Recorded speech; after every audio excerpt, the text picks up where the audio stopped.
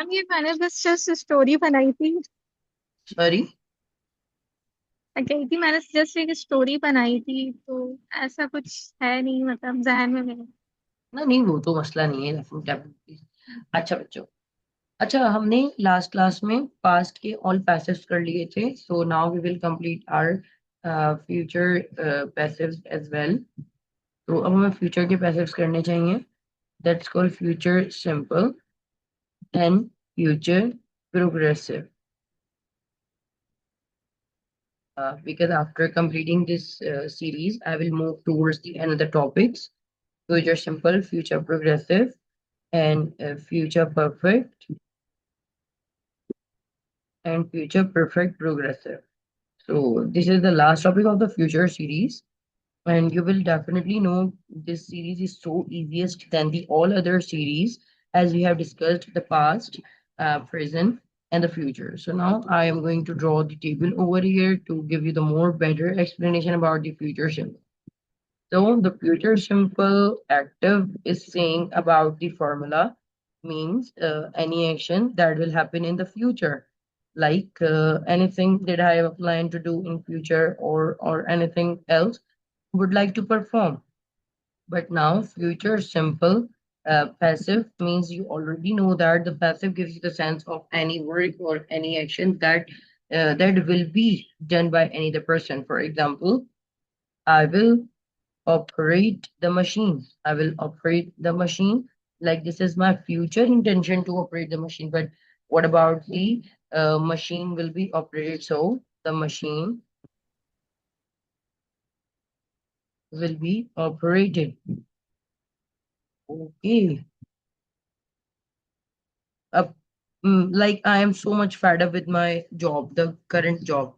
So I am saying we will resign to our job. We will sign on the resignation letter or anything.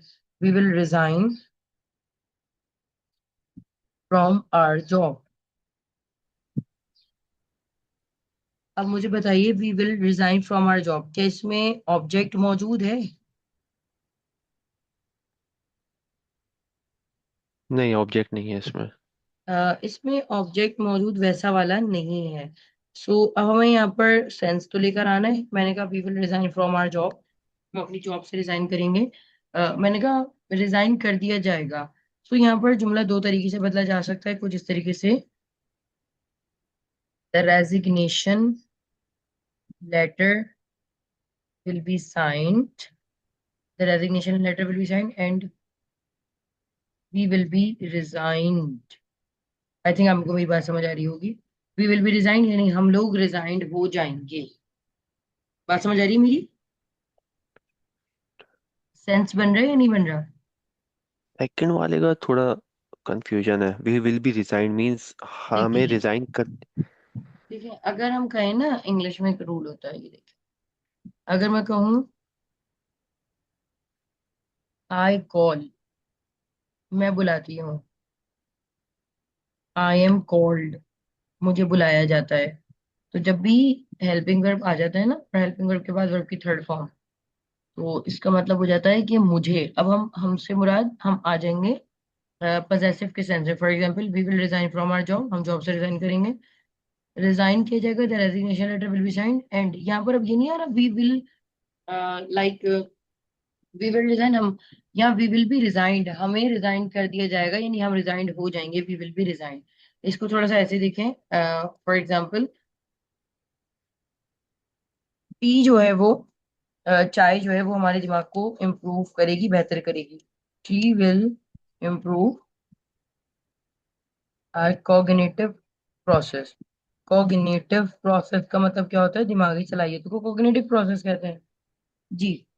सो अगर मैं यहाँ पर कहूँ कि tea will improve our cognitive process, अब देखें इस जुमले में ऑब्जेक्ट नहीं है, लाइक ऑब्जेक्ट नहीं है ना। Tea will improve our cognitive process, okay.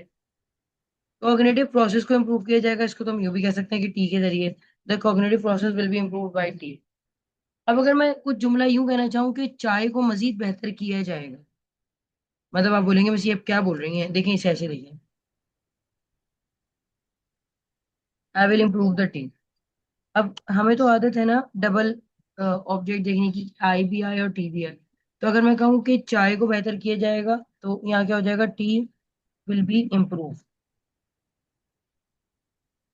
अब देखिए यहाँ पर, I will improve the T, T will be improve. Will be के बाद ईडी आ गया, तो उसका मतलब चाय को बेहतर किया जाएगा। वी विल बी रिजाइंड, हमें रिजाइंड किया जाएगा। अच्छा, अब अगर मैं यूं कहूँ कि ये तो हो गया, इसको आप यूं भी लिख सकते हैं। अभी मैं आपको मजीद कंफ्यूजन क्लियर कर देती हूँ इसकी ना।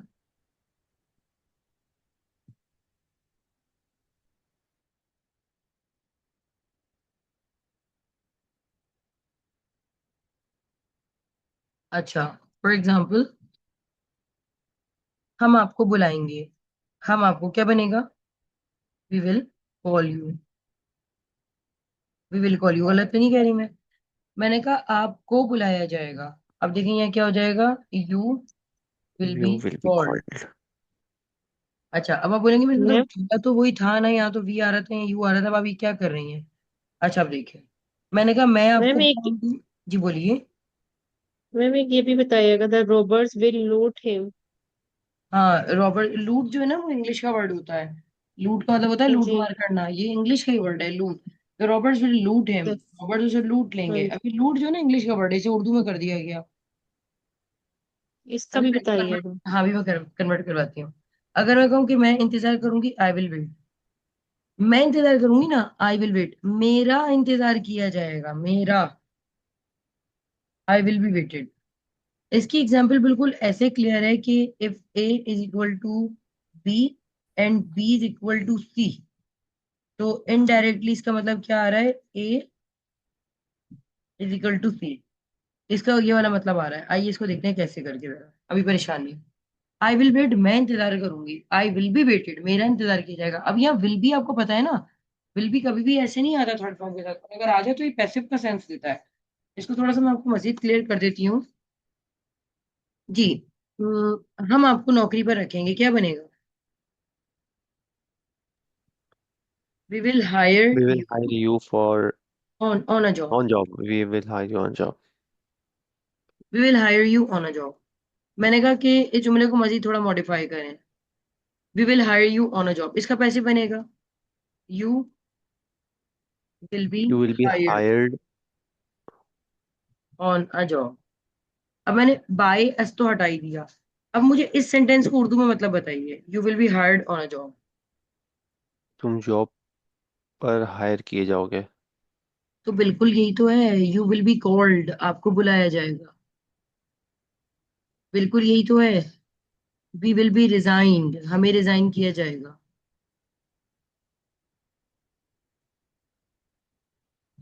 नहीं यही बात समझ में फैसल भाई? नहीं, आगे वो एक्चुअली प्रीवियसली जो था we will be resign means कुछ सेंस अलग बन रहा था। कि उसमें ये बन रहा था कि हमें रिजाइन किया जाएगा, मतलब फर्स्ट उसमें तो वी विल रिजाइन मतलब हमारी इंटेंशन है कि हम रिजाइन करेंगे, बट सेकंड वाले में ये था कि हमें रिजाइन करवाया जाएगा। तो ये कुछ मीनिंग बन रही थी वी विल बी रिजाइंड से। ये बात आप कह सकते हैं, ये बात ठीक है, क्योंकि वर्ड की तब्दीली से ये जरूर हो रहा है, हाँ सेंस जी में जरूर फर्क पड़ रहा है, ये बात आप ठीक कह सकते हैं। तो फिर आप इस सिचुएशन में केस नंबर ए की तरफ जाएंगे, ये वाला जो ज्यादा जी बेहतर है, जो मैंने आपको दो केसेस बताए थे ना। The resignation letter will be sign, बिल्कुल ठीक है, आपने बात बिल्कुल ठीक की। अच्छा, अब फॉर एग्जाम्पल हम इसकी आगे मजीद बात कर लेते हैं फ्यूचर सिंपल की। तो इसका एक्टिव क्या होता है, future simple active always give you the sign about subject plus will plus verb first form and object. For example, वो लोग पुराना लैपटॉप फिक्स करेंगे। They will fix the they will old fix the laptop. Old laptop. बिल्कुल ठीक है। अब इसकी जब हम पैसिव पर आएंगे, तो passive gives you the sign about, object will come at first, then will be आ जाएगा यहाँ पर, and then verb third.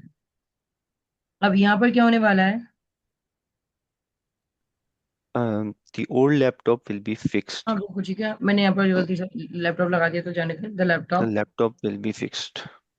Will be fixed. यानी फ्यूचर सिंपल वाला जो कंसेप्ट है, it will drag the concept of having will be.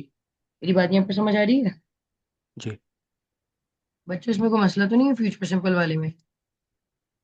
अच्छा, ऐसे ही अब हम नेक्स्ट की बात करते हैं, rule number 2। The rule number 2 gives you the sign of future progressive, और एक बहुत बड़ी तसल्ली हमें मिलने वाली है, and that kind of the confidence we need to have, unchangeable.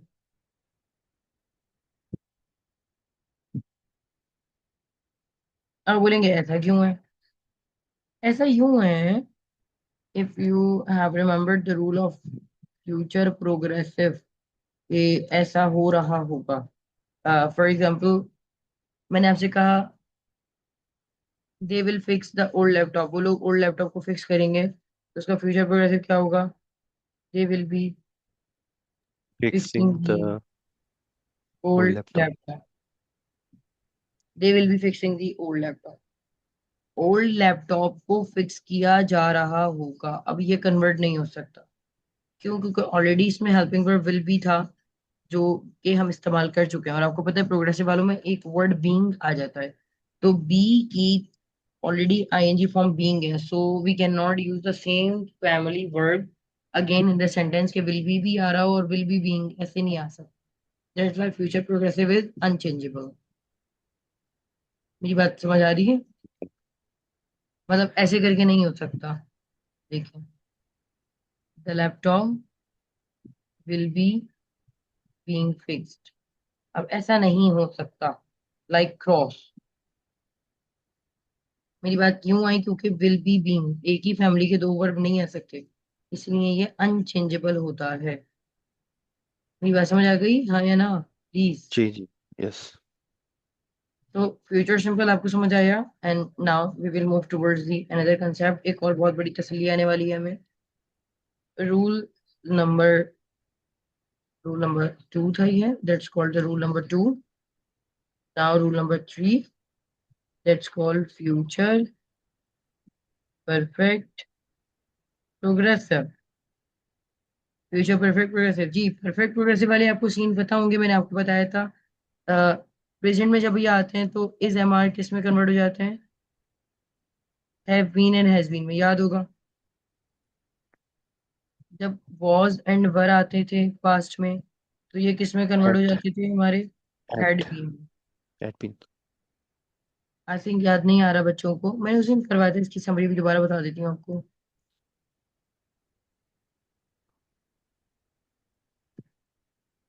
Ji, but जब हम फ्यूचर की बात करेंगे ना, विल बी, तो ये अनचेंजेबल होगा, लाइक ये भी अनचेंज्ड। अच्छा जी, क्यों होगा अभी बताते हैं। फॉर एग्जाम्पल, अगर मैं आपसे कहूँ कि हाँ, वो लोग एक अरसे से लैपटॉप सही कर रहे होंगे, पहले तो ये देखें, they will have been fixing the laptop. ठीक है, एक्टिव तो चलता है इनका, एक्टिव तो है, they will have been fixing the laptop. But इसका ना पैसिव नहीं बन सकता। अब आपको पता है, वो तो हमने किसी के भी पैसिव नहीं बनाया परफेक्ट प्रोग्रेसिव का। तो अगर मैं आपसे यूं कहूं कि ये भी अनचेंजेबल है, लाइक एक्टिव, यस एक्टिव इनका बनेगा, एक्टिव बन सकता है, जो कि हम बनाते आ रहे हैं। जी, इसको प्रेजेंट में ले जाते हैं, they have been fixing the laptop. जी, एक्टिव, ऑलवेज रेडी। जी, past, they had been fixing the laptop. Active are always ready, active में कोई मसला ही नहीं है। But we can we can not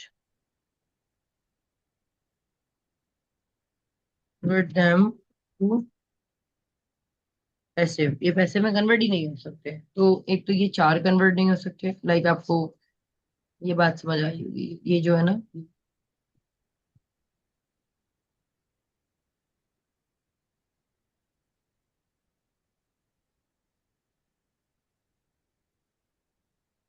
तो ये ऑल परफेक्ट प्रोग्रेसिव हुए हैं। अभी आपको इसकी समरी की सूरत में समझ आ जाएगा।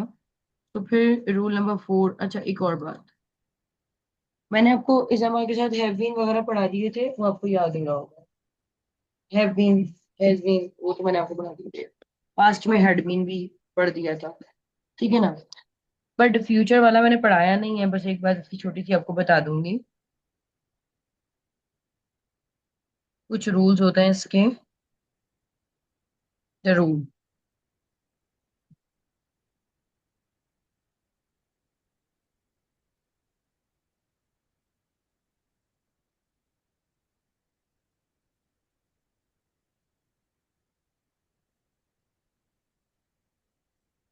आपने सबके साथ हैव बीन ही लगाना है, हैज बीन नहीं आ सकता। ठीक है, has been can not be use in future with he she and.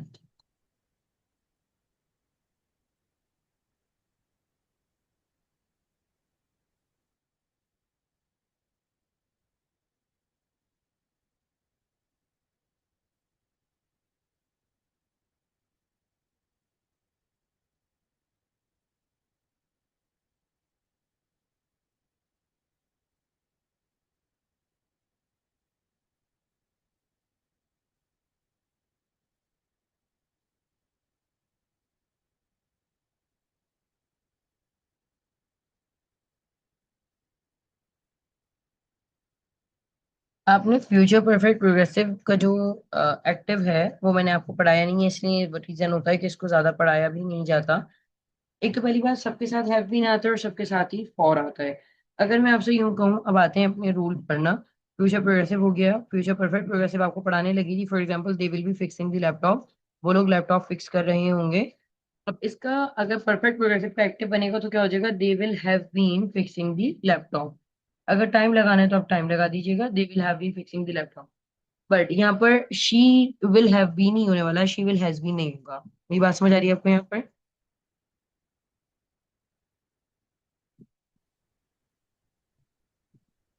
नहीं आ रही बात समझ में? हैज बीन नहीं लगे, ठीक है, okay, has has been been लगेगा ही करेंगे। नहीं, लाइक हैज बीन लगना ही नहीं है ना, फ्यूचर में नहीं हो सकता। फ्यूचर परफेक्ट प्रोग्रेसिव में ये नहीं हो सकता, तो आपने इसकी हैव एग्जांपल्स बीन, खुद ही देख ऑलवेज ली। Have been. Always have been, ये रूल होता है। आप एक उनको पता होना चाहिए स्टूडेंट्स को। अगर मैं यूँ कहूँ कि मैं तो काफी अरसे से काम कर रही होंगी, मतलब कोई मुझसे कहे कि आप जो है वहां पर दूसरे मुल्क जा रहे हैं, आप वहां पर क्या कर रही होंगी, 2 साल बाद तो आप घबराएंगी, मैं बोलूंगी नहीं, अगर आप इतने लंबे अरसे से वहां पर काम कर रहे हो कई बार, तो फिर घबराने वाली बात नहीं होती। तो मतलब ये वाला कंसेप्ट ये नहीं होता कि if you work here for a longer period of the time, ये तो अपना बस एक तरीके से समझ लें काम चला रहे हैं। हमें कहना चाहिए if I will have been working over there.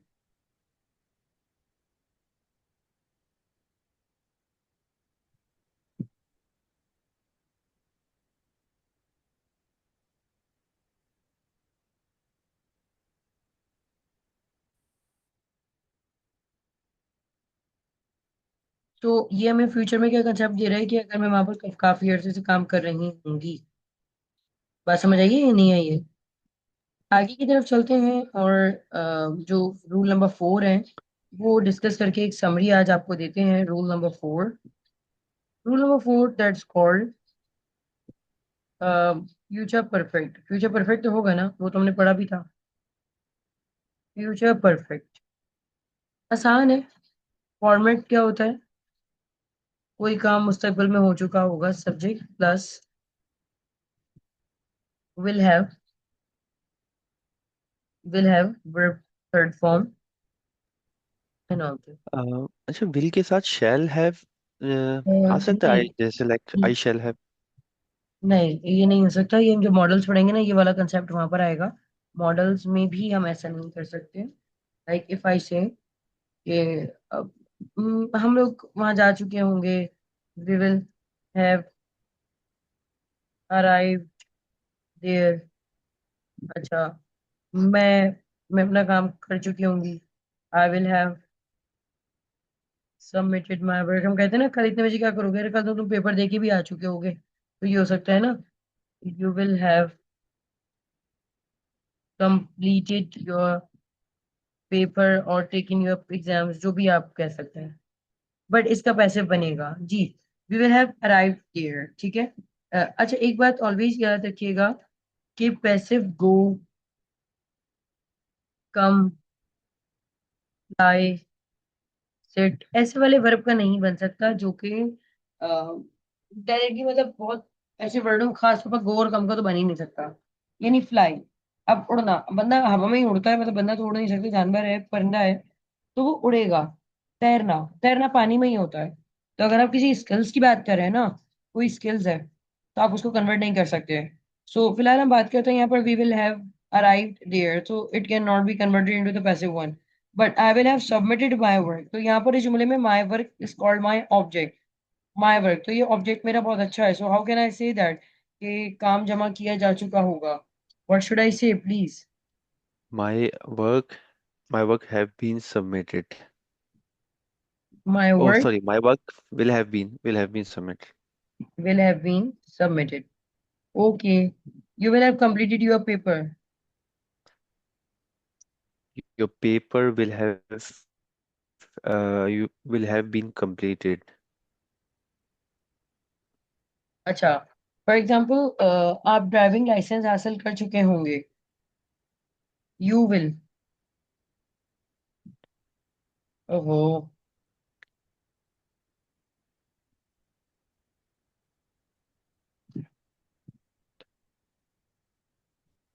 You will have got the driving licence. देखिए जुमला किससे शुरू हो रहा है कि आप हासिल कर चुके होंगे, you will have got the driving licence. Shahzad का फोन आ रहा था। तो अगर मैं आपसे यूं कहूं,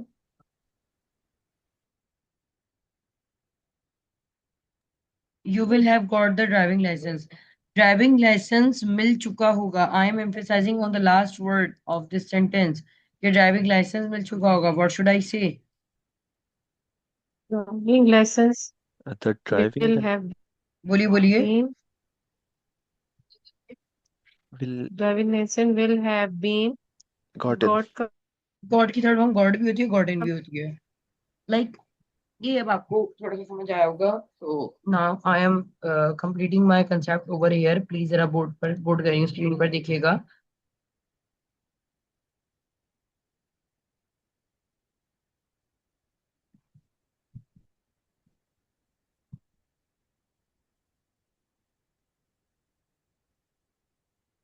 ये मैं ऑल सिंपल की बात करी, ऑल सिंपल, ये एक एक्स्ट्रा हो गया ड्रॉ।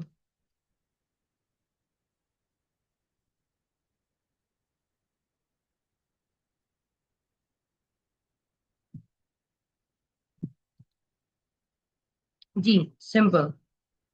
मैं इसको थोड़ा सा रिवर्स कंसेप्ट में स्टार्ट करूंगी ताकि आपको सिंपल वाले तो बहुत अच्छे से ही आते हैं।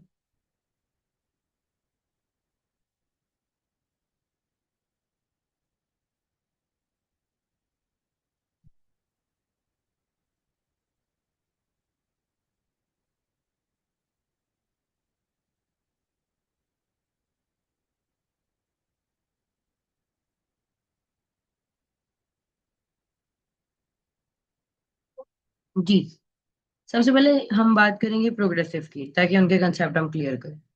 जी सिंपल प्रेजेंट की बात कर रही हूँ। सो यहाँ पर इसकी पहचान क्या होती है प्रोग्रेसिव की? कोई काम हो रहा है। सो इसका मतलब क्या हो जाएगा? रहा है। प्लीज जरा समरी देखिएगा।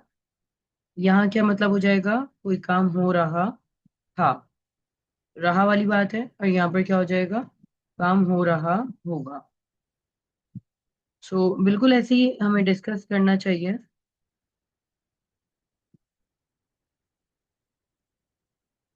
जी, इसके फॉर्मेट क्या होता है? इस एम आर के साथ वर्ब की फुल फॉर्म। जबकि यहाँ पर ये बड़ा मसला है भैया इनके साथ, कुछ साथ ही नहीं चलेंगे, गलत बात कर रहे हैं बिल्कुल।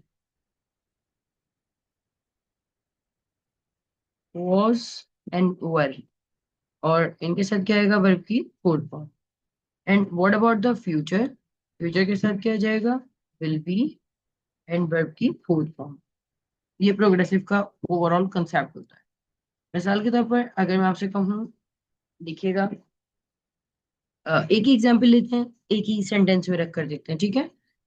हम लोग कपड़े धो रहे हैं, आसान बात कर रही हूँ। We are washing the cloth, clothes. We are washing the cloth.